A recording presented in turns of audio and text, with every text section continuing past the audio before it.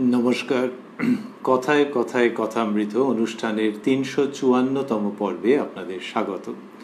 আপনারা এই অনুষ্ঠান দেখছেন প্রাণারাম বাংলা ইউটিউব চ্যানেলে, যেখানে সপ্তাহে ৬ দিন সোম থেকে শনিবার সম্প্রচারিত হয় কথায় কথায় কথামৃত, আর কোষ্ঠী পাথর প্রাণারাম ইউটিউব চ্যানেলে রবিবার থাকে শ্রী শ্রী মায়ের কথা। সবগুলি অনুষ্ঠানই শুরুর সময় রাত্রি ৯টা।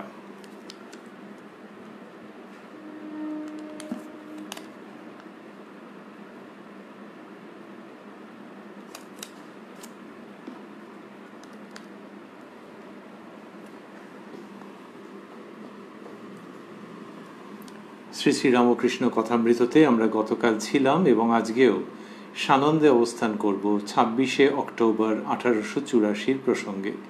শ্রীরামকৃষ্ণ দক্ষিণেশ্বরে তাঁর নিজের ঘরটিতে উপবিষ্ট রয়েছেন এবং তাঁর স্বভাবসিদ্ধ ভঙ্গিতে অমৃত কথা পরিবেশন করছেন। আমরা গতকাল যতটা পর্যন্ত শুনেছিলাম তার পরের অংশে আজকে দেখব আরও কথামৃত বর্ষিত হচ্ছে, আরও নতুন নতুন চরিত্রের আগমন ঘটছে।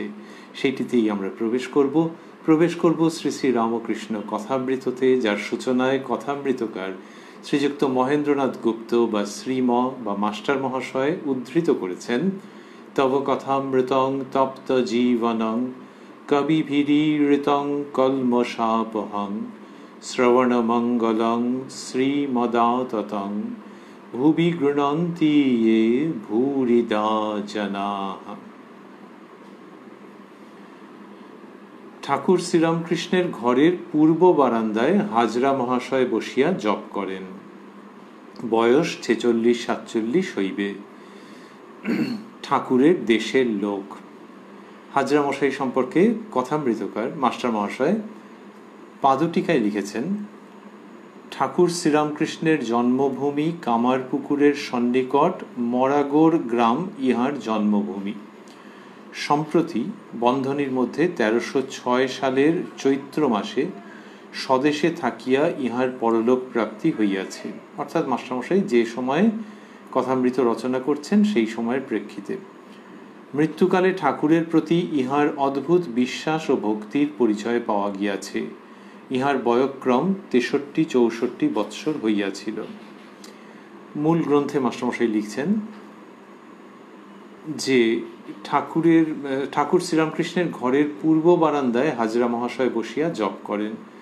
পূর্ব বারান্দা, ওই যে টানা বারান্দা, সেই কথা হচ্ছে। বয়স ৪৬-৪৭ হইবে। ঠাকুরের দেশের লোক। অনেক দিন হইতে বৈরাগ্য হইয়াছে। বাহিরে বাহিরে বেড়ান, কখনো কখনো বাড়িতে গিয়া থাকেন। বাড়িতে কিছু জমি টমি আছে, তাতেই স্ত্রী পুত্র কন্যাদের ভরণ পোষণ হয়। তবে প্রায় ১০০০ টাকা দেনা আছে।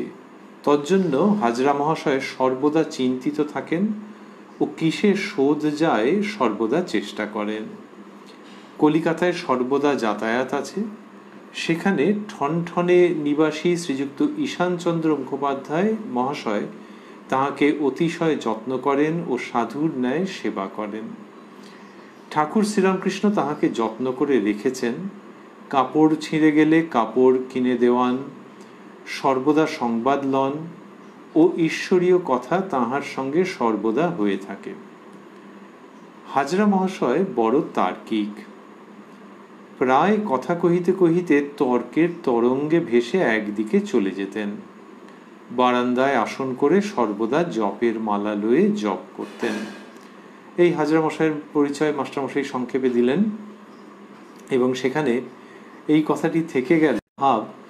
আবার সেই সঙ্গে কি হয়েছে যে বাড়িতে কিছু জমি টমি আছে, তাতেই স্ত্রী পুত্র কন্যাদের ভরণ পোষণ হয়, তবে প্রায় ১০০০ টাকা দেনা আছে। হাজরা মহাশয় সর্বদা চিন্তিত থাকেন ও কিসে শোধ যায় সর্বদা চেষ্টা করেন। তাহলে এই কি করে ওই টাকাটা শোধ দেওয়া যায়, এই দিকে তার চিন্তা থাকে। ঠাকুর শ্রীরামকৃষ্ণ তাহাকে যত্ন করে রেখেছেন। কাপড় ছিঁড়ে গেলে কাপড় কিনে দেওয়ান, সর্বদা সংবাদ লন ও ঈশ্বরীয় কথা তাহার সঙ্গে সর্বদা হয়ে থাকে। এই সমস্ত প্রসঙ্গ মাস্টারমশাই লিখছেন। আর বললেন যে হাজরা মহাশয় বড় তার্কিক। এইবারে হাজরা মশাইয়ের কথা চলছে, তারপরে ঠাকুরের প্রসঙ্গ আসবে। মাস্টারমশাই লিখছেন, হাজরা মহাশয়ের মাতা ঠাকুরানীর অসুখ সংবাদ আসিয়াছে। রামলালকে দেশ থেকে আসবার সময় তিনি হাতে ধরে অনেক করে বলেছিলেন, খুড়ো মহাশয়কে আমার কাকুতি জানিয়ে বলো তিনি যেন প্রতাপকে বলে কয়ে দেশে পাঠিয়ে দেন, একবার যেন আমার সঙ্গে দেখা হয়। তো রামলাল দাদা আমরা জানি ঠাকুরের ভ্রাতুষ্পুত্র, তাকে হাজরা মশাইয়ের মাতৃদেবী তিনি অসুস্থ, তিনি হাতে ধরে অনেক করে বলেছিলেন যে ঠাকুরের কথা, যে খুড়ো মহাশয়কে আমার কাকুতি জানিয়ে বলো তিনি যেন প্রতাপকে বলে কয়ে দেশে পাঠিয়ে দেন, প্রতাপচন্দ্র হাজরা একবার যেন আমার সঙ্গে দেখা হয়। এই কথা মাস্টারমশাই লিখলেন। লিখে বলছেন যে ঠাকুর তাই হাজরাকে বলেছিলেন, একবার বাড়িতে গিয়ে মার সঙ্গে দেখা করে এসো, তিনি রামলালকে অনেক করে বলে দিয়েছেন, মাকে কষ্ট দিয়ে কখনো ঈশ্বরকে ডাকা হয়, একবার দেখা দিয়ে বরং চলে এসো। এই কথা ঠাকুর বলছেন। ঠাকুর মাকে ছাড়া ধর্মকর্ম ভাবতেও পারেননি, উপদেশও দেননি। যে মায়ের যাতে কষ্ট হয় সেইটা করে কি ধর্মকর্ম হবে? মা সন্তুষ্ট থাকলে তবে সব কিছু হবে। তো তিনি তার নিজের জীবনেও সেটি করেছেন, পরে বলবেন তিনি। তো এখানে হাজরা মশাইকে ওই রকমভাবে বলেছেন এবং বললেন, মাকে কষ্ট দিয়ে কখনো ঈশ্বরকে ডাকা হয়। এই যে কথা শ্রীরামকৃষ্ণ বলছেন, এটির বিশেষ গুরুত্ব রয়েছে। তিনি তার জীবনে ঘটনা একটু বাদেই বলবেন, আমরা সেটা উল্লেখ করছিলাম। আর এই যে মাকে কষ্ট দিয়ে কখনো ঈশ্বরকে ডাকা হয়, এটি যে তিনি বলেছেন, সেটি যেমন গৃহী মানুষের সম্বন্ধে তেমনি সন্ন্যাসীর সম্বন্ধেও ভারতবর্ষের আদর্শে এটি রয়েছে যে মাতৃদেবী যেন অপ্রসন্না না হন। শ্রীমৎ শঙ্করাচার্যের জীবনের ঘটনা আছে, কিন্তু সেগুলো খুব অতীতের। সেই ঘটনাগুলিকে এবং সেই পরম্পরাকে পুনরায় উচ্চারণ করবার, পুনরায় ব্যাখ্যা করবার, পুনরায় প্রতিষ্ঠা করবার, পুনরায় মানুষের মনের কাছে যুগের পরিবর্তিত পরিবেশে গ্রহণযোগ্য করবার প্রয়োজন থাকে। তো শ্রীরামকৃষ্ণ গর্ভধারিণী মায়ের প্রসঙ্গ সেইভাবেই বলেছেন। আর হচ্ছে কি, ওই যে বললেন যে মাকে কষ্ট দিয়ে কখনো ঈশ্বরকে ডাকা হয়, এটি তার শ্রীমুখ স্মরণ করে যারা সংসার ত্যাগ করেছেন তাদের ক্ষেত্রেও প্রযোজ্য হয়েছে। প্রযোজ্য হয়েছে অর্থে যে হ্যাঁ, ক্ষণিকের জন্য, কিছু কালের জন্য কষ্ট হতে পারে, কিন্তু মায়ের দিকটা খুব মাথায় রাখতে হবে। মাকে একেবারে চোখ কান বুঝে ত্যাগ করে কেউ যেন ত্যাগের জীবন যাপন করবার চেষ্টা না করে। সে ত্যাগ খুব কঠিন, সেটি সফল হওয়া।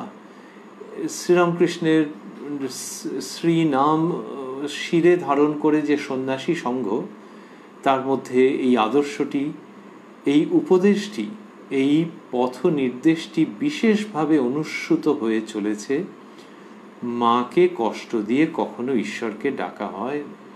তাহলে সেখানে যদি কেউ ভাবেন যে সংসার ত্যাগ করেই তো একজন সন্ন্যাসী হচ্ছেন, কিন্তু ওই পিতামাতার তো দুঃখ সম্ভবত সর্বাধিক, তাতেও মায়ের দিকটা একটা কিছু বন্দোবস্ত করে একটু বুঝিয়ে, আরও বুঝিয়ে, যাতে তিনি ভিতরে ভিতরে আহত না হন, এইটা সব দিক তো রক্ষা করা যায় না, কিন্তু গর্ভধারিণীর জন্য বিশেষভাবে সচেতন থাকা, সতর্ক থাকা, এই আদর্শ শ্রীরামকৃষ্ণের সংঘের মধ্যে শ্রীরামকৃষ্ণেরই প্রদর্শিত পথ এবং ঘোষিত তত্ত্ব অনুযায়ী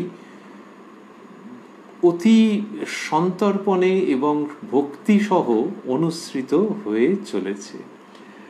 বলছেন মাস্টারমশাই যে ঠাকুর এরকম বললেন, তো তারপরে লিখছেন, ভক্তের মজলিস ভাঙিলে পর মহিমাচরণ হাজরাকে সঙ্গে করিয়া ঠাকুরের কাছে উপস্থিত হইলেন। মাস্টারও আছেন। মহিমাচরণ বাবু ছিলেন, আমরা আগের দিন গতকাল অবধি শুনেছি, বিভিন্ন প্রসঙ্গে মহিমাচরণ বাবুর কথা এসছে। তো তিনি হাজরা মশাইকে সঙ্গে করে ঠাকুরের কাছে উপস্থিত হয়েছেন। মাস্টারও আছেন। এইবারে এই যে হাজরামশাইকে সঙ্গে করে নিয়ে এসে মহিমাচরণবাবু যে বলবেন, কেন বলছেন, কি বৃত্তান্ত, সেই প্রেক্ষাপটটি মাস্টারমশাই কথামৃতের মধ্যে কি সংক্ষেপে উল্লেখ করে দিলেন। তা নাহলে বোঝা যেত না তো যে হঠাৎ এরকম হচ্ছে কেন। এইবার লিখছেন মাস্টারমশাই, মহিমাচরণ শ্রীরামকৃষ্ণের প্রতি সহাস্যে, মহাশয় আপনার কাছে দরবার আছে, আপনি কেন হাজরাকে বাড়ি যেতে বলেছেন?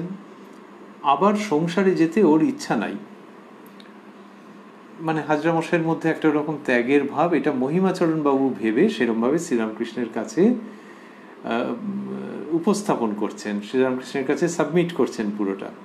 শ্রীরামকৃষ্ণ, ওর মা রামলালের কাছে অনেক দুঃখ করেছে, তাই বললুম 3 দিনের জন্য না হয় যাও, একবার দেখা দিয়ে এসো।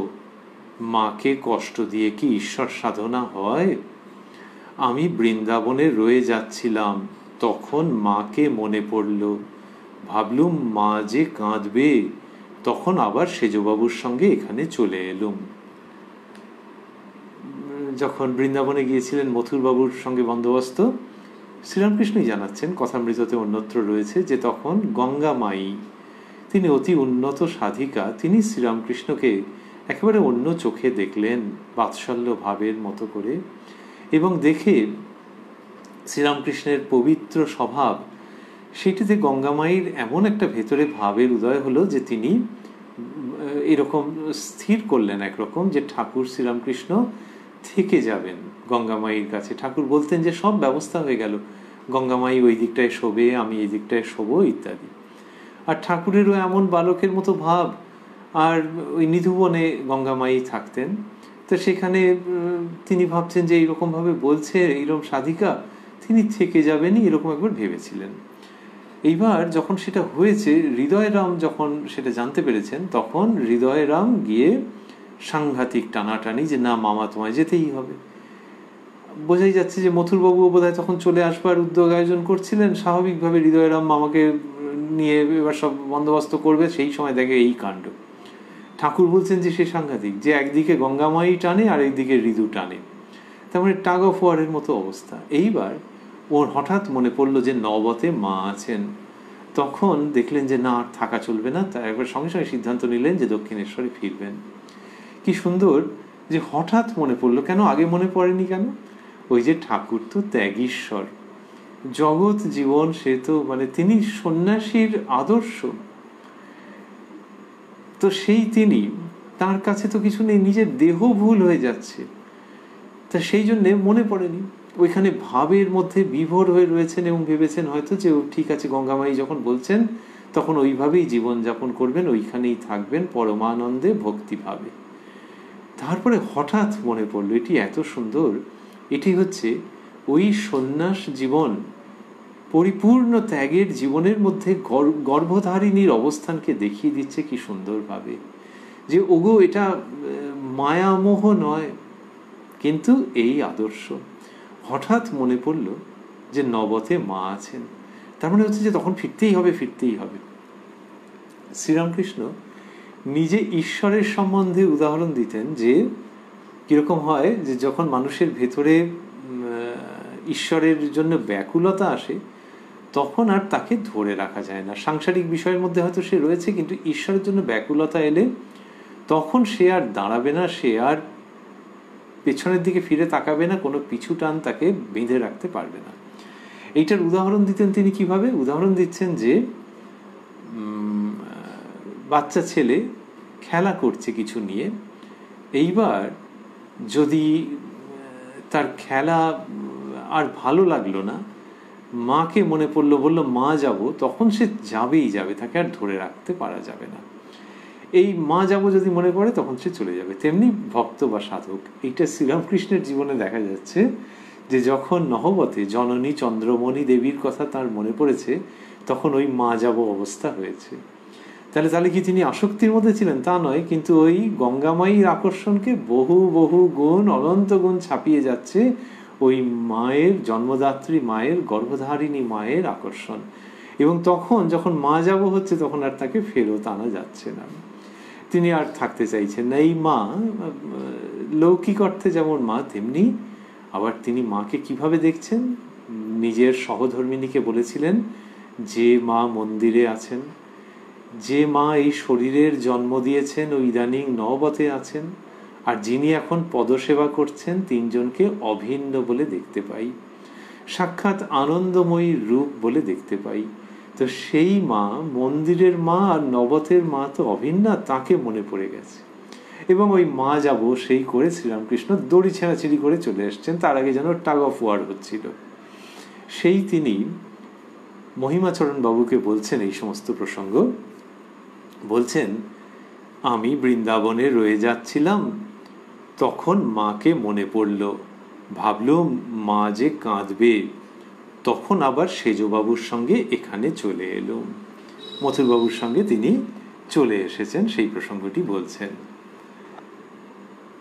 এই কথা বলবার পর বলছেন, আর সংসারে যেতে জ্ঞানীর ভয় কি? যে হাজরা মশাইয়ের তো জ্ঞানীর ভাব, সেইখান থেকে শ্রীরামকৃষ্ণের এই উক্তিটি যে আর সংসারে যেতে জ্ঞানীর ভয় কি, এর মধ্যে একটু কিন্তু প্রচ্ছন্ন হিউমার আছে। মহিমাচরণ সহাস্যে, মহাশয় জ্ঞান হলে তো, হাজরা মশাইয়ের কথা বলছেন মহিমাচরণ বাবু, হাজরা মশাইয়ের যেন ব্রিফ হোল্ড করছেন, তার হয়ে সওয়াল করছেন শ্রীরামকৃষ্ণের কাছে, এবং সেইখানেই বিনীতভাবে এটা বলছেন যে আপনি বলছেন জ্ঞানীর ভয় কি, কি জ্ঞানী? মহিমাচরণবাবু যেভাবে বলছেন, মানে যেভাবে বুঝেছেন হাজরা মশাইয়ের কাছ থেকে, যে হাজরা মশাইয়ের সাধুর ভাব, সেই জন্য সংসারে যেতে চাইছেন না। ও মা ডাকছে তো কি হয়েছে, কিন্তু যেতে চাইছেন না। ঠাকুর বলছেন যে জ্ঞানীর ভয় কি? তো এবারে মহিমাচরণবাবু দেখছেন মুশকিল হয়ে যাচ্ছে, তো সহাস্যে বলছেন, মহাশয় জ্ঞান হলে তো, মানে জ্ঞান তো হয়নি, এর চেষ্টা করছে। শ্রীরামকৃষ্ণ সহাস্যে, হাজরার সবই হয়েছে, একটু সংসারে মন আছে, ছেলেরা রয়েছে, কিছু টাকা ধার রয়েছে, মামির সব অসুখ সেরে গেছে, একটু কসুর আছে। মহিমাচরণ প্রভৃতি সকলের হাস্য। ঠিক জায়গাটিতে চলে এসছেন শ্রীরামকৃষ্ণ, বলছেন হাজরার সবই হয়েছে, একটু সংসারে মন আছে। তার মানে ওই যে জ্ঞানীর প্রসঙ্গ যে হচ্ছে, জ্ঞানী নিজেকে একটু ভাবে, আর সংসারের দিকে মনটা রয়েছে, এবং সেটা কি জন্য সংসারের দিকে মনটা ওইরকম নয় যে সংসার আসক্তি যদি তাকে ধরে তাহলে কি হবে, ওই জন্য সংসারে যেতে চাইছে না, এরকম কি? একটু সংসারে মন আছে, ছেলেরা রয়েছে, কিছু টাকা ধার রয়েছে। এবারে মুশকিল, ছোট জায়গা তো, গ্রামের বেশি লোক থাকে না। এবার যদি যায় আর যার কাছে টাকা ধার রয়েছে, এইটা একটা দিক। আর একটা দিক হচ্ছে যে ছেলেরা রয়েছে, ছেলেরা যদি চেপে ধরে রাখে যে না না না না না, আগে টাকার ব্যাপারটা হোক, তারপর তুমি ধর্মকম্ম যা কিছু করতে যাবে। তো একটু সংসারে মন আছে, ছেলেরা রয়েছে, কিছু টাকা ধার রয়েছে বলে এরকম একটা কিছু প্রবাদ প্রবচন বলছেন, যাতে সবাই হেসে ফেলছেন। মামির সব অসুখ সেরে গেছে, একটু কসুর আছে, এরকম শ্রীরামকৃষ্ণ বলছেন। মহিমা, কোথায় জ্ঞান হয়েছে মহাশয়? শ্রীরামকৃষ্ণ হাসিয়া, না গো, তুমি জানো না, সবাই বলে হাজরা একটি লোক, রাসমণির ঠাকুর, সবাই বলে হাজরা একটি লোক রাসমণির ঠাকুর বাড়িতে আছে, হাজরারই নাম করে, এখানকার নাম কেউ করে? সকলের হাস্য। বলছেন হাজরা ফেমাস, এখানকার নাম কেউ করে নাকি? তা ওই যে মহিমাচরণ বাবু বলেছেন যে কোথায় জ্ঞান হয়েছে মহাশয়, তো ঠাকুর এরকম বলছেন যে হাজরারই নাম করে, এখানকার নাম কেউ করে? সকলের হাস্য। হাজরা, এবার হাজরা মশাই এবার নিজে নেমেছেন, বিচারালয়ে নেমে পড়েছেন, তিনি নিজের হয়েই সওয়াল করছেন। হাজরা, আপনি নিরুপম, আপনার উপমা নাই, তাই কেউ আপনাকে বুঝতে পারে না। হাজরা মশাই দেখেছেন যে যাকে উকিল রেখেছেন আর কি, তিনি তো অ্যাডভোকেট, মহিমাচরণ বাবু পেরে উঠছেন না ঠাকুরের সঙ্গে, সেই জন্য হাজরা মশাই নিজে সওয়াল করতে নেমেছেন, এবং মোক্ষম একটা বলেছিলেন যে হাজরা মশাইয়ের নাম সবাই করে, এটা ঠাকুর যখন বলেছেন, তখন বলছেন, হাজরা মশাই বলছেন, আপনি নিরুপম, আপনার উপমা নাই, তাই কেউ আপনাকে বুঝতে পারে না। উনিও বুঝতে পারেননি যে এর উত্তরে শ্রীরামকৃষ্ণ কিরকম একটি ওভার বাউন্ডারি মারবেন। শ্রীরামকৃষ্ণ, তবেই নিরুপমের সঙ্গে কোনো কাজ হয় না, তাই এখানকার নাম কেউ করবে কেন? একেবারে বল মাঠের বাইরে। হাজরা মশাই কিছু করে উঠতে পারছে না, যে নিরুপম বলেছেন তো হাজরা মশাই, ঠাকুর বলছেন নিরুপমের সঙ্গে কোনো কাজ হয় না, তার মানে গুড ফর এই, তো এরকম বুঝে না, তাই এখানকার নাম কেউ করবে কেন, অর্থাৎ তুমিই আসল মহিমা। এবার আবার মহিমাচরণবাবু অ্যাপিয়ার করেছেন যে না, হাজরা মশাই ফিল্ডে নেমে সুবিধে করতে পারেননি। মহিমা, মহাশয় ও কি জানে, আপনি যেরূপ উপদেশ দেবেন ও তাই করবে। শ্রীরামকৃষ্ণ, কেন? তুমি ওকে বরং জিজ্ঞাসা করো, ও আমায় বলেছে তোমার সঙ্গে আমার লেনা দেনা নাই। মহিমা, ভারী তর্ক করে। শ্রীরামকৃষ্ণ, ও মাঝে মাঝে আমায় আবার শিক্ষা দেয়। সকলের হাস্য। তর্ক যখন করে, হয়তো আমি গালাগালি দিয়ে বসলুম, তর্কের পর মশারির ভিতর হয়তো শুয়েছি, আবার কি বলেছি মনে করে বেরিয়ে এসে হাজরাকে প্রণাম করে যাই, তবে হয়। তা বলছেন যে হাজরামশাই শিক্ষা দেয়, এইটা বললেন, কিন্তু ও মাঝে মাঝে আমায় আবার শিক্ষা দেয়। এই কথাটা নানান রকমভাবে তো হতে পারে, একটা অভিযোগের মতো করে হতে পারে, অভিমান অসন্তোষ থেকে হতে পারে, কিন্তু মনে হয় শ্রীরামকৃষ্ণের ক্ষেত্রে ওসব কিচ্ছু নয়, এটা প্রসন্নতা নিয়ে বলা, যার জন্য সবাই হেসে ফেলেছেন। যদি কেউ রাগ করে বলেন তাহলে ঘরের অন্যরা হাসবেন নাকি? প্রাপ্তবয়স্ক মানুষরা বসে আছেন তো। কিন্তু শ্রীরামকৃষ্ণ এই রাগ দেশের অনেক ঊর্ধ্বে, তবে হ্যাঁ তার একটা আপত্তির জায়গা আছে, একটু বাদেই দেখবো আমরা, কিন্তু ওই সাধারণ মানুষের মতো রাগ দেশের অনেক ঊর্ধ্বে। তিনি বলছেন ও মাঝে মাঝে আমায় আবার শিক্ষা দেয়, সকলের হাস্য। তো এবার কি সুন্দর তারপর বললেন যে তর্ক যখন করে হয়তো আমি গালাগালি দিয়ে বসলুম, তার মানে এত একটা বেয়ারা মতো তর্ক করছে। তারপরে কি হচ্ছে, শ্রীরামকৃষ্ণের কি অপূর্ব অবস্থা, তর্কের পর মশারির ভিতর হয়তো শুয়েছি, আবার কি বলেছি মনে করে বেরিয়ে এসে হাজরাকে প্রণাম করে যাই, তবে হয়। যে ওই কারোর উপরে মন খারাপ করে বা অসন্তুষ্ট হয়ে কিছু বলেছেন, এটি শ্রীরামকৃষ্ণের ধাতে নেই। তা তিনি বলছেন যে এবার মনে করে বেরিয়ে এসে হাজরাকে প্রণাম করে যাই, তবে হয় মানে তার মানে হচ্ছে যে তা নাহলে ঘুমোতেই পাচ্ছেন না, অস্বস্তি হচ্ছে। তো এই যে আমরা বলছিলাম যে সাধারণভাবে যেরকম রেগে টেগে যাওয়া বলে মানুষের, ক্রুদ্ধ হয়ে যাওয়া, শ্রীরামকৃষ্ণ তার ধারে কাছে নেই। তিনি বললেন যে হয়তো গালাগালি দিয়ে বসলুম মানে কি, তার মতো করে হয়তো নিবৃত্ত করার জন্য কিছু বলেছেন, কিন্তু পরে ভেতরে গিয়ে কষ্ট হচ্ছে। শ্রীরামকৃষ্ণ সকলের মধ্যে ঈশ্বরকে দেখছেন, এই কথাটা বলা মানে তার স্বভাবকে, তার অবস্থাকে বোঝানোর ক্ষেত্রে নিতান্তই অপ্রতুল। ঈশ্বরকে দেখছেন তো বটে, কিন্তু আমরা অনেক সময় বলি এরকম ভাবে যে সকলের মধ্যে ঈশ্বরকে দেখছেন, তার মধ্যে আর আলাদা করে কোনো চমক থাকে না, যেন এটা হতেই পারে, তা নয়। ঈশ্বর দেবতা, তাকে যদি কেউ স্বপ্নে দেখেন তখন তো তার সমস্ত সত্তা আলোড়িত হয়ে যাবে।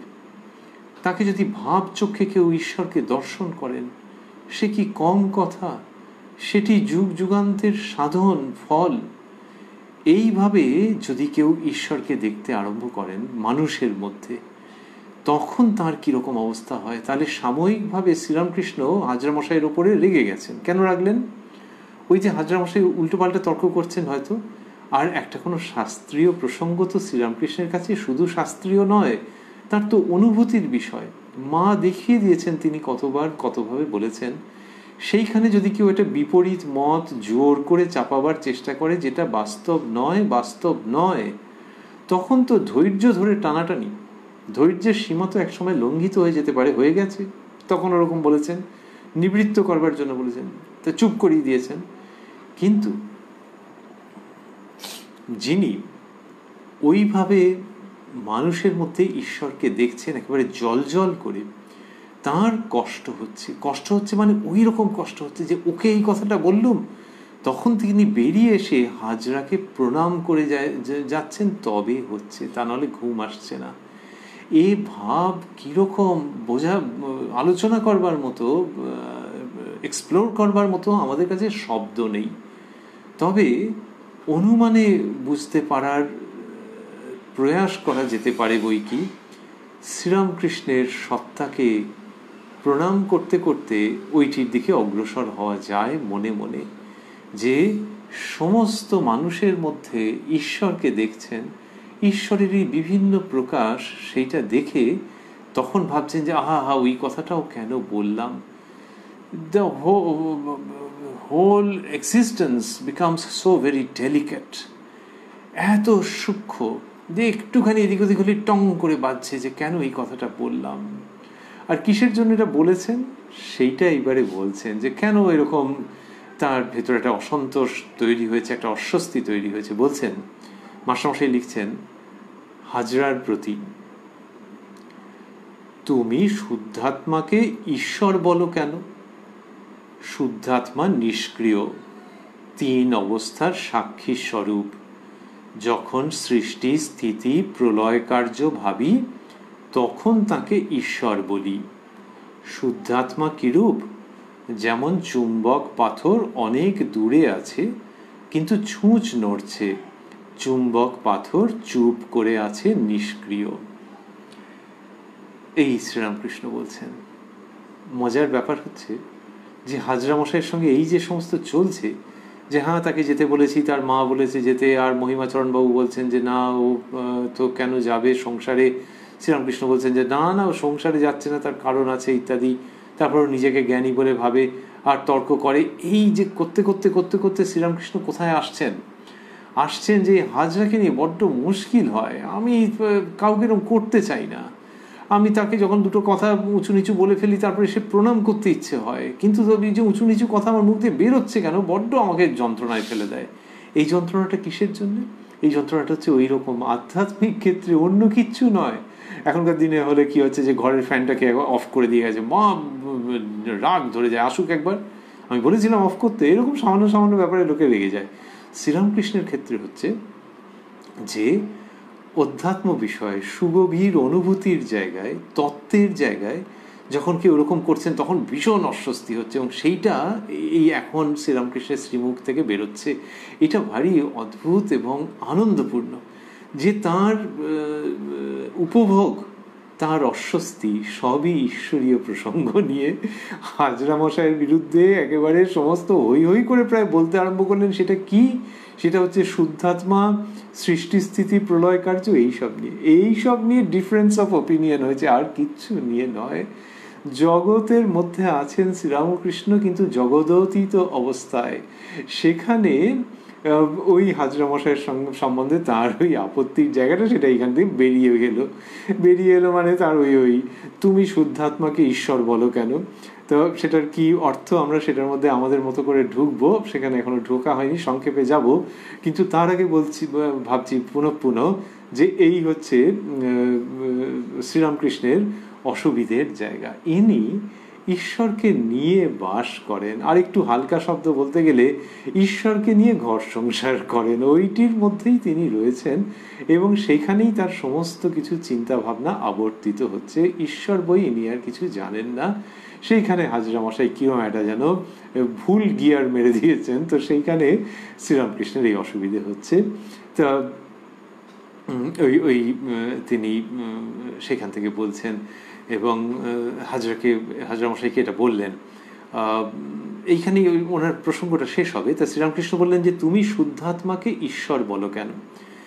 ব্রহ্ম ঈশ্বর মানে মায়া উপহিত ব্রহ্ম, যিনি সৃষ্টি স্থিতি প্রলয় কার্য করছেন। আর শুদ্ধাত্মা মানে সেই শুদ্ধ চৈতন্যের সঙ্গে যিনি একীভূত হয়ে গেছেন, তিনি এই সৃষ্টি স্থিতি প্রলয় করেন না, তিনি সাক্ষী স্বরূপ উপস্থিত থাকেন। শ্রীরামকৃষ্ণ বলছেন তার শ্রীমুখে, তুমি শুদ্ধাত্মাকে ঈশ্বর বলো কেন? শুদ্ধাত্মা নিষ্ক্রিয়, 3 অবস্থার সাক্ষী স্বরূপ। যখন সৃষ্টি স্থিতি প্রলয় কার্য ভাবি, তখন তাকে ঈশ্বর বলি। শুদ্ধাত্মা কিরূপ বলে কি সুন্দর উদাহরণ দিচ্ছেন। শুদ্ধাত্মা কিরূপ, যেমন চুম্বক পাথর অনেক দূরে আছে কিন্তু ছুঁচ নড়ছে, চুম্বক পাথর চুপ করে আছে নিষ্ক্রিয়। তাহলে চুম্বক, এটি শাস্ত্রের উক্তি, শ্রীরামকৃষ্ণ তার মতো করে কি সুন্দর উপমার মাধ্যমে বোঝাচ্ছেন যে চুম্বক দায়ী না দায়ী নয় ছুঁচ নড়ার পেছনে। একটা হচ্ছে যে কই চুম্বক তো নড়ছে না, সেখান থেকে মনে হচ্ছে দায়ী নয়। আবার চুম্বককে যদি সরিয়ে নিয়ে যাওয়া যায়, পিকচার থেকে উঠিয়ে নিয়ে যাওয়া যায়, তাহলে কি আর ছুঁচ নড়বে? তো ওই রকম হচ্ছেন তিনি সাক্ষী চৈতন্য। তিনি সাক্ষাৎ কিছু করছেন না, সক্রিয়ভাবে কিছু করছেন না, আবার তার উপস্থিতি না থাকলে, যেন তার প্রচ্ছন্ন সমর্থন না থাকলে আবার সৃষ্টি স্থিতি কার্য কিছু হয় না, এবং এই জগতের মধ্যে কোনো মুভমেন্ট, জগতের মধ্যে কোনো গতি সম্ভব হয় না। তো শুদ্ধাত্মা তিনি হচ্ছেন এইরকম, বললেন যে 3 অবস্থার সাক্ষী স্বরূপ, এবং এইটা বললেন যে যেমন চুম্বক পাথর অনেক দূরে আছে কিন্তু ছুঁচ নড়ছে, চুম্বক পাথর চুপ করে আছে নিষ্ক্রিয়, এইসব বললেন। এমনিতে যখন কখনো হয় যে কারোর সঙ্গে মতের মিল হচ্ছে না, যে যাও না তুমি দেশে যাও, এ যাও ও যাও, আচ্ছা ঠিক আছে, ওইখান পর্যন্ত এলো কথাটা, যে ওর জ্ঞানীর ভাব আমার সঙ্গে এরকম করে, আমি বলি, তারপর আবার প্রণাম করতে হয়, এইসব বললে মহিমাচরণবাবু তো মধ্যস্থতা করবার জন্য একেবারে প্রস্তুত হয়ে রয়েছেন। ব্যাপারটা তো সেই দিকে গড়াতে পারতো এবং গড়াচ্ছেও বটে, কিন্তু ঠাকুর তার মধ্যে এই যে তত্ত্ব কথাগুলো বলছেন, আবারও আমরা ভাবছি যে ব্যক্তিগত মান অভিমান কিচ্ছু নয়, ওই তত্ত্ব কথা হঠাৎ যেন মনে পড়েছেন যে এই তুমি আমায় কিসে ভোগাও বলো তো, এইটা তুমি শুদ্ধাত্মাকে ঈশ্বর বলো। বাচ্চারা যেমন ছোটোখাটো জিনিস নিয়ে নিজেদের মধ্যে করে যে আমার এটা দিতে হবে, দে, করে ও করে ও করে, শ্রীরামকৃষ্ণ হচ্ছে বড় জিনিসগুলো নিয়ে একেবারে বাচ্চাদের মতো শিশুবধ ভাব, যে দাঁড়ো মনে পড়েছে তোমার সঙ্গে আমার কিসে কি নিয়ে মেলে না, তুমি শুদ্ধাত্মাকে ঈশ্বর বলো কেন। এই অপূর্ব বালকবধ পরমহংস শ্রীরামকৃষ্ণের কথার মধ্যে আমরা রয়েছি 26শে অক্টোবর 1884 প্রসঙ্গে রয়েছি দক্ষিণেশ্বরে। সন্ধ্যা আগত প্রায়, শ্রীরামকৃষ্ণ রয়েছেন উপস্থিত, আর মাস্টারমশাই এটি বলছেন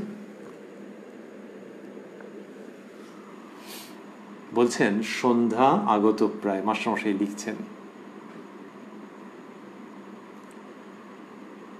ঠাকুর পাদচারণ করিতেছেন, মণি একাকী বসিয়া আছেন ও চিন্তা করিতেছেন দেখিয়া ঠাকুর হঠাৎ তাহাকে সম্বোধন করিয়া সস্নেহে বলিতেছেন, গোটা দুয়েক মার্কিনের জামা দিও, সকলের জামা তো পরি না, কাপ্তেনকে বলবো মনে করেছিলাম, তা তুমিই দিও। মণি দাঁড়াইয়া উঠিয়াছিলেন, বলিলেন যে আজ্ঞা। তো ঠাকুর পায়চারি করছিলেন, সন্ধ্যা হয়ে এসছে, আর মাস্টারমশাই একা বসে রয়েছেন। এই সময় চিন্তা করছেন দেখে ঠাকুর হঠাৎ তাকে সম্বোধন করে সস্নেহে এরকম বলছেন যে ওইটি দিতে বলছেন, মার্কিনের জামা এটি দিতে বলছেন। এই যে প্রসঙ্গ হচ্ছে সেটি খুব চমৎকার যে মাস্টারমশাই এটি বিবৃত করলেন।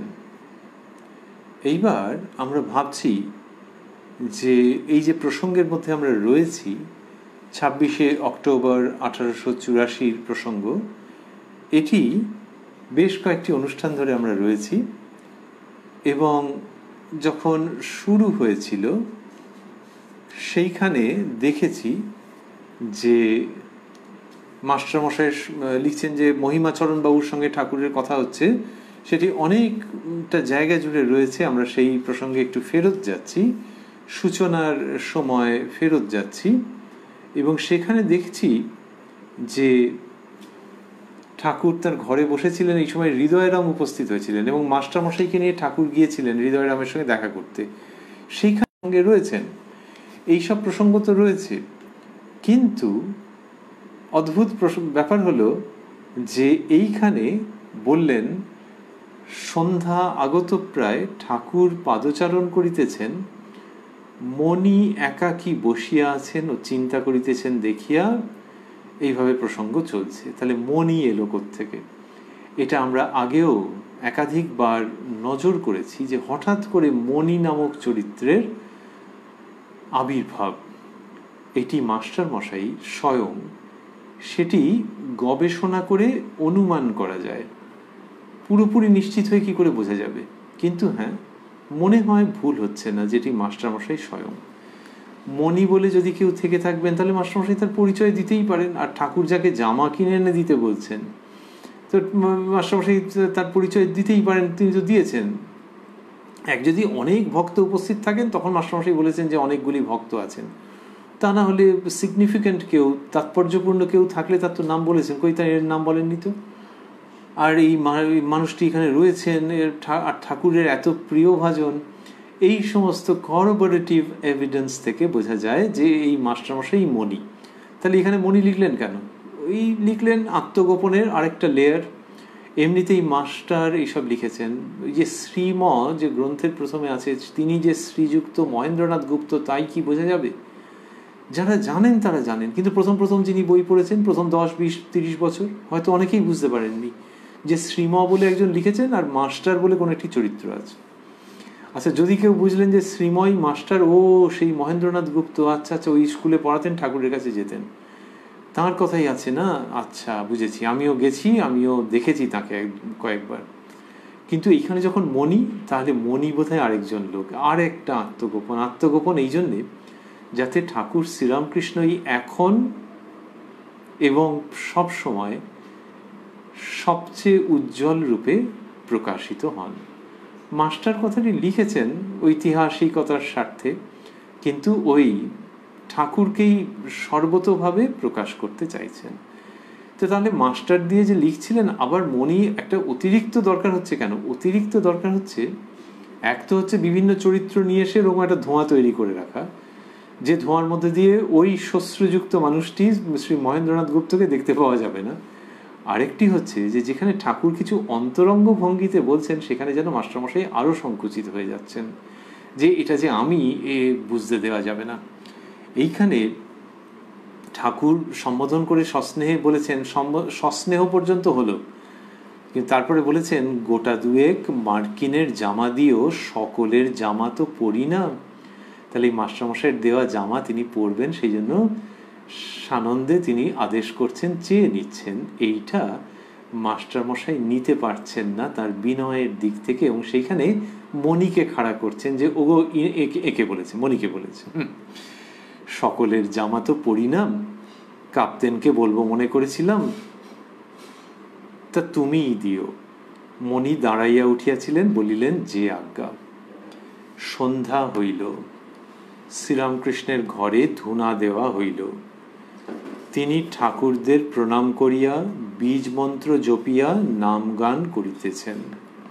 তাহলে সন্ধ্যা হয়েছে, তখন এইরকম পরিবেশ তৈরি হয়েছে। ঠাকুরদের প্রণাম করে বীজ মন্ত্র জপ করে নাম গান করছেন শ্রীরামকৃষ্ণ। ঘরের বাহিরে অপূর্ব শোভা। কার্তিক মাসের শুক্লপক্ষের সপ্তমী তিথি। তো মাস্টারমশাই লিখছেন যে ঘরের বাইরে অপূর্ব শোভা হয়েছে, এবং লিখলেন কার্তিক মাসের শুক্লপক্ষের সপ্তমী তিথি। বিমল চন্দ্রকিরণে একদিকে ঠাকুর বাড়ি হাসিতেছে, আর একদিকে ভাগীরথী বক্ষ সুপ্ত শিশুর বক্ষের ন্যায় ঈষৎ বিকম্পিত হইতেছে। জোয়ার পূর্ণ হইয়া আসিল। কি সুন্দর করে বললেন যে বিমল চন্দ্রকিরণে একদিকে ঠাকুরবাড়ি হাসিতেছে, তাহলে চাঁদের আলো, সেইখানে ঠাকুরবাড়ি হাসছে। লোকে এমনি বলে যে বাড়ির ওপরে চাঁদের আলো পড়ে কি সুন্দর দেখাচ্ছে, আর উনি বলছেন ঠাকুরবাড়ি হাসিতেছে। আর বিমল চন্দ্রকিরণে একদিকে ঠাকুরবাড়ি হাসিতেছে, আর একদিকে ভাগীরথী বক্ষ সুপ্ত শিশুর বক্ষের ন্যায় ঈষৎ বিকম্পিত হইতেছে। কি অপূর্ব বর্ণনা! যে বাচ্চা শুয়ে আছে, সুপ্ত শিশু, আর তার বুকটা যেরকমভাবে ওঠে নামে ওঠে নামে। বড়দের বুঝতে পারা যায় না, আসলে বাচ্চার ক্ষেত্রে কি হয়, ওরকম ফ্লেশ ইত্যাদি বেশি থাকে না, তো সেই জন্য বুঝতে পারা যায়। কি চমৎকার দেখতে লাগে যে একটা জামা পরে আছে, কি খালি গায়ে শুয়ে আছে, আর বুকটা উঠছে নামছে। ঠিক সেই রকমভাবে ভাগীরথী বক্ষ কম্পিত হচ্ছে। মাস্টারমশাইয়ের এই যে রচনা, আমরা অন্তত কোথাও এই উপমা পাইনি, এমনিও পাইনি, মা গঙ্গার ক্ষেত্রে তো পাইনি। কিন্তু এটি বলছেন মাস্টারমশাই, কথামৃতকার মাস্টারমশাই এটি বলছেন যে আর একদিকে ভাগীরথী বক্ষ। তাহলে ফিজিক্সে বলা হয় ওয়্যাক্সিং অ্যান্ড ওয়েনিং, যে একবার ফুলে উঠলো আর একবার নেমে গেল, তো সেইগুলো একরকম বর্ণনা, সত্য কথাই তাই। আর মাস্টারমশাইয়েরটা সত্য সুন্দর। আর একদিকে ভাগীরথী বক্ষ সুপ্ত শিশুর বক্ষের ন্যায় ঈষৎ বিকম্পিত হইতেছে। কি অপূর্ব, যে একটু একটু এরকম উঠছে নামছে, সুপ্ত শিশুর বক্ষের ন্যায় ভাগীরথী বক্ষ ঈষৎ বিকম্পিত হইতেছে। এই ভাগীরথীর সঙ্গে, এই মা গঙ্গার সঙ্গে মাস্টারমশাইয়ের অদ্ভুত যোগাযোগ ঘটাচ্ছেন শ্রীরামকৃষ্ণ। তার উপস্থিতিতেই তো এই সমস্ত হচ্ছে। এবং সেখানে মা গঙ্গাকে মাস্টারমশাই একটি অন্য চরিত্র রূপে দেখেছেন। কথামৃততে একাধিক জায়গায় সেই বর্ণনা রয়েছেন। অনেক পরে সেই বর্ণনা রয়েছে, অনেক পরে শ্রীরামকৃষ্ণের দেহাবসানের বহুকাল অতীত হয়ে যাওয়ার পর মাস্টারমশাই তখন তাকে দেখতে ঋষিদের মতো, আর ভক্তেরা তার কাছে মাঝে মাঝেই যেতেন ঠাকুর শ্রীরামকৃষ্ণের অমীয় কথা শ্রবণ করবার জন্যে। কখনো কখনো মাস্টারমশাই দক্ষিণেশ্বরের থেকে গঙ্গার জল গামছায় করে নিয়ে যেতেন অল্প, আর ভক্তদের কাছে সেই জল গামছা নিংড়ে নিয়ে ছিটিয়ে দিতেন তাদের মাথার ওপর, আর বলতেন ঠাকুর শ্রীরামকৃষ্ণ যে ঘাটে স্নান করেছেন এ সেই ঘাটের জল। কি অপূর্ব ভঙ্গি সমস্ত। তো এইরকম হচ্ছে মাস্টারমশাইয়ের মা গঙ্গার সঙ্গে সংযোগ শ্রীরামকৃষ্ণের মাধ্যমে। আর এখানে এই বর্ণনা দিচ্ছেন, এই বর্ণনা দিচ্ছেন যেন যে লিখেছেন। তো এখন মহাদেবের সম্পর্কে আছে তাঁর স্তবে যে হে মহাদেব, যদি সমুদ্র কালী হতো, সমুদ্রের জল যদি কালী হতো, আর ওই যদি দোয়াত হতো, আর এইটি যদি লেখার কলম হতো, তাহলেও আমি তোমার কথা চিরকাল লিখেও শেষ করতে পারতাম না। এরকম আছে, কি সুন্দর শ্লোক। এইখানে যেন মনে হয় যে মাস্টারমশাই যেভাবে এরকম সংক্ষেপে মা গঙ্গার কথা লিখছেন, তখন কলম ছিল, তার মধ্যে তরলও ছিল, কিন্তু আসলে যেন মা গঙ্গাই উপস্থিত হয়ে এরকমভাবে লিখিয়ে দিয়েছেন। তরল তরঙ্গে মা গঙ্গার স্তোত্রের মধ্যে রয়েছে। তো সেই তরল তরঙ্গ, মুরারি চরণচ্যুত সেই তরল তরঙ্গ যেন মাস্টারমশাইয়ের লেখনী মুখে এই অপূর্ব উপমা ও বর্ণনার জন্ম দিয়েছে। তিনি বলছেন যে আর একদিকে ভাগীরথী বক্ষ সুপ্ত শিশুর বক্ষের ন্যায় ঈষৎ বিকম্পিত হইতেছে, জোয়ার পূর্ণ হইয়া আসিল। আরতির শব্দ গঙ্গার স্নিগ্ধোজ্জ্বল প্রবাহ সমুদ্ভূত কলকল নাদ সঙ্গে মিলিত হইয়া বহুদূর পর্যন্ত গমন করিয়া লয় প্রাপ্ত হইতেছিল। আরতির শব্দ হচ্ছে, তো সেটি কি হচ্ছে, কার সঙ্গে মিলিত হচ্ছে? গঙ্গার স্নিগ্ধোজ্জ্বল প্রবাহ সমুদ্ভূত কলকল নাদ সঙ্গে। ওই যে কলকল নাদ হচ্ছে, কলকল করে শব্দ হচ্ছে, সেই কলকল নাদ কোথা থেকে হয়েছে? গঙ্গার প্রবাহ থেকে। কিরকম প্রবাহ? তাহলে প্রবাহ সমুদ্ভূত, প্রবাহ থেকে উদ্ভূত হয়েছে। কিরকম প্রবাহ? স্নিগ্ধোজ্জ্বল প্রবাহ। কি অপূর্ব বর্ণনা! ওই যেন আমরা ভাবছিলাম যে মা গঙ্গাই যেন লেখনী মুখে প্রবাহিত হয়েছেন। স্নিগ্ধোজ্জ্বল প্রবাহ, স্নিগ্ধোজ্জ্বল, কি সুন্দর বর্ণনা, যে মা গঙ্গা তিনি স্নিগ্ধ এবং উজ্জ্বল। তার মানে দিনের বেলা হোক রাত্রিবেলা হোক, এটা তো সন্ধ্যের বর্ণনা। সেই সন্ধ্যের বেলা আবার উজ্জ্বল হয় কি করে? ওই তো আধ্যাত্মিক আলোয়, বিমল পবিত্রতায়, অপূর্ব আনন্দে উজ্জ্বল।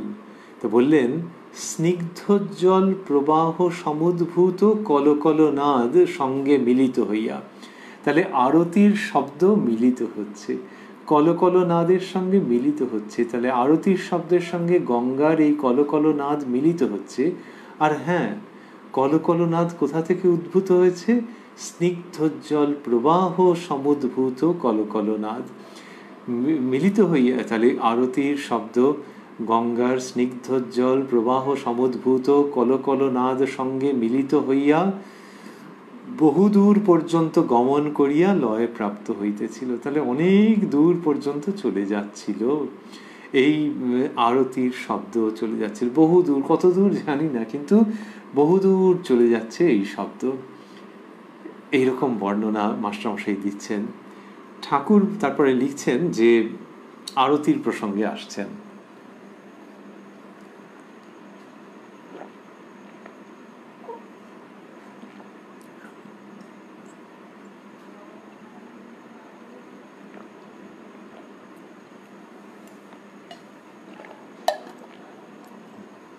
লিখছেন,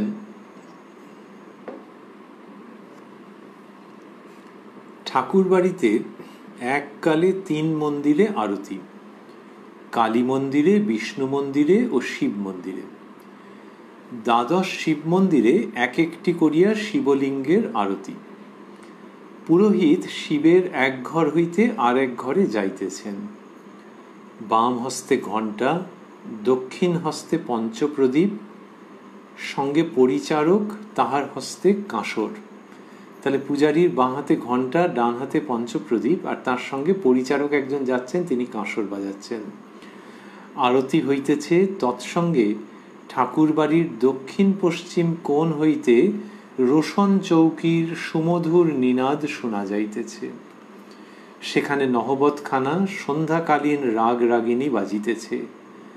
আনন্দময়ীর নিত্য উৎসব যেন জীবকে স্মরণ করাইয়া দিতেছে, কেহ নিরানন্দ হইও না, ঐহিকের সুখ দুঃখ আছেই, থাকে থাকুক, জগদম্বা আছেন, আমাদের মা আছেন, আনন্দ করো। ওই যে দক্ষিণ পশ্চিমের নহবতখানা, মাস্টারমশাই সেটির কথা বলছেন, মানে এখন ব্রিজের দিকটাতে যে নহবতখানা, সেইখান থেকে সানাই বাজত, রানী রাসমণির বন্দোবস্ত। বললেন যে আরতি হইতেছে, তৎসঙ্গে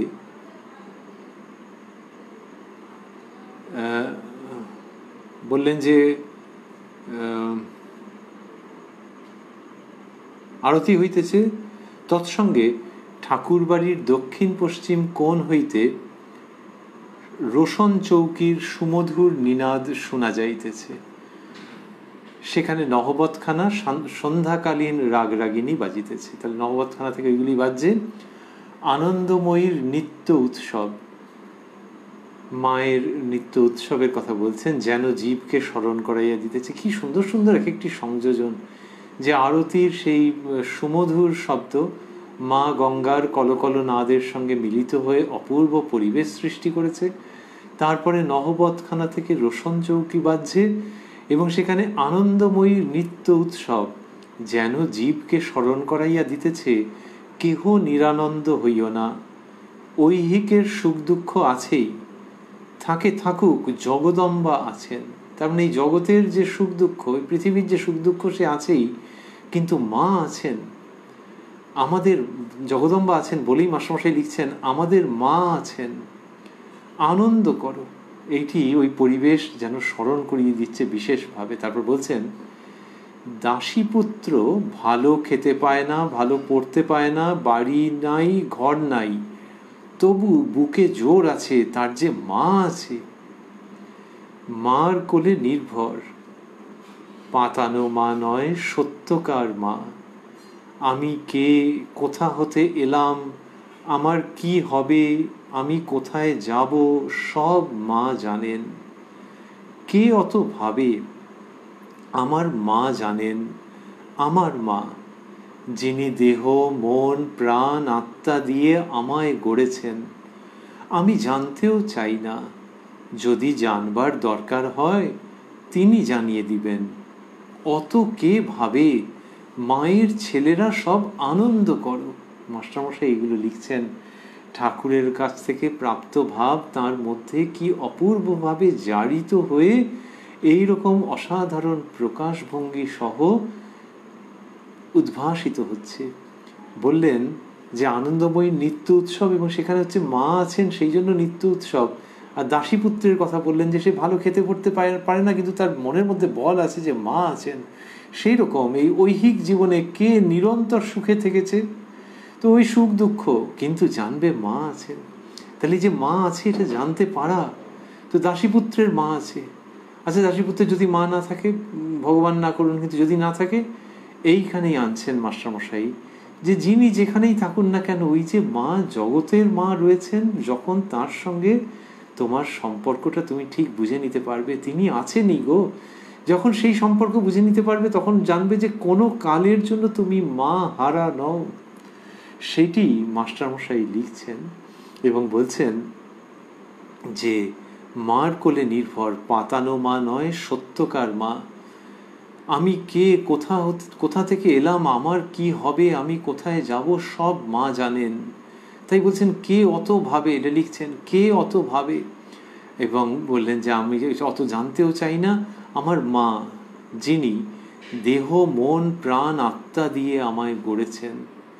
এমনি দেহ মন প্রাণ এসব বললে গর্ভধারিণী মায়ের কথা মনে হতে পারে, সেখান থেকে অনেক ধাপ ওপরে উঠে যাচ্ছে, গর্ভধারিণী মা সহ উঠে যাচ্ছে প্রসঙ্গটি, গিয়ে কোথায় আসছে যে দেহ মন প্রাণ আত্মা দিয়ে আমায় গড়েছেন, এই জগৎ জননীর প্রসঙ্গে চলে যাচ্ছে। যদি জানবার হয় তিনি জানিয়ে দিবেন, অত কে ভাবে মায়ের ছেলেরা সব আনন্দ করো। বাহিরে কৌমুদী প্লাবিত জগৎ হাসিতেছে, তার মানে ওই চন্দ্রকিরণ জ্যোৎস্না, বাহিরে কৌমুদী প্লাবিত জগৎ হাসিতেছে, কক্ষ মধ্যে শ্রীরামকৃষ্ণ হরিপ্রেমানন্দে বসিয়া আছেন। ঈশান কলিকাতা হইতে আসিয়াছেন, আবার ঈশ্বরীয় কথা হইতেছে। তাহলে মাঝখানে এইটুকুনি থাকলো, যেখানে মাস্টারমশাইয়ের এরকম মনে হলো, ওই যে ঠাকুর শ্রীরামকৃষ্ণ একটু আগে কথা বললেন, তারপরে মাস্টারমশাইয়ের এই প্রকৃতিকে দেখে এরকম অদ্ভুত অনুভূতি হচ্ছে। তারপরে আবার শ্রীরামকৃষ্ণ কথা বলতে আরম্ভ করবেন, যেটি তাঁর কৃপা সাপেক্ষে আমরা শ্রবণ করব আগামীকাল কথায় কথায় কথামৃতের এই অনুষ্ঠানে, প্রাণারাম বাংলা ইউটিউব চ্যানেলে, যেখানে সপ্তাহে 6 দিন সোম থেকে শনিবার সম্প্রচারিত হয় কথায় কথায় কথামৃত, আর কোষ্ঠীপাথর প্রাণারাম ইউটিউব চ্যানেলে রবিবার থাকে শ্রী শ্রী মায়ের কথা। সবগুলি অনুষ্ঠানই শুরুর সময় রাত্রি 9টা। আমরা রয়েছি উদ্বোধন কার্যালয়ে প্রকাশিত শ্রী শ্রী রামকৃষ্ণ কথামৃতের 696 পৃষ্ঠায়, রয়েছি দক্ষিণেশ্বরে 26শে অক্টোবর 1884 প্রসঙ্গে। আর শেষ করতে করতে ভাবছি, ওই যে মাস্টারমশাই বললেন যে আরতির শব্দ গঙ্গার স্নিগ্ধোজ্জ্বল প্রবাহ সমুদ্ভূত কলকল নাদ সঙ্গে মিলিত হইয়া বহুদূর পর্যন্ত গমন করিয়া, এই যে বহুদূর পর্যন্ত যে চলে যাচ্ছে, কত দূর তো তিনি লেখেননি, আমাদের ভাবতে ইচ্ছে করে যে ওই আরতির শব্দ, ওই গঙ্গার কলকল নাদ এবং শ্রীরামকৃষ্ণের শ্রীমুখ নিঃসৃত এই কথামৃত ধ্বনি, এই তিনটির যে অপূর্ব সংমিশ্রণ, শ্রীরামকৃষ্ণ, মা গঙ্গা, আরতির শব্দ, এই সব মিলে যেটি হচ্ছে, সেটি কালের প্রবাহে চলে আসছে। মাস্টারমশাই বলেছেন যে ওই আরতির শব্দ গঙ্গার কলকল নাদ সঙ্গে মিলিত হয়েছে, আর আমাদের কাছে তার সঙ্গে ঠাকুর শ্রীরামকৃষ্ণের শ্রীমুখ নিঃসৃত বাণী, এই সমস্ত মিলিত হয়ে আমাদের কাছে চলে আসছে। কিভাবে চলে আসছে? তরঙ্গের মধ্য দিয়ে যেন চলে আসছে। এই যে একটা তরঙ্গ, লোকে বলে কালো তরঙ্গ, আর আমরা বলি কথামৃত তরঙ্গ।